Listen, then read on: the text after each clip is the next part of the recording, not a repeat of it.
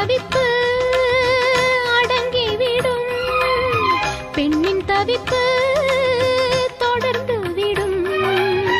உள்ளம் என்பது உள்ள வரைக்கும் இன்ப துன்பம் எல்லாமே இருவருக்கும்.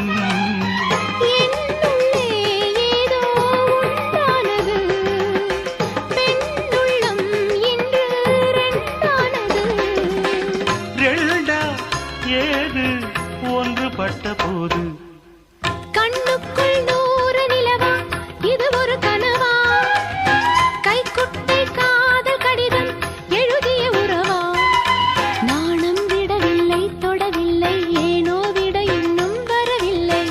ஐயர் வந்து சொல்லும் தேதியில் தான் வார்த்தை வருமா? ஐயர் வந்து சொல்லும் தேதியில் தான் வார்த்தை வருமா?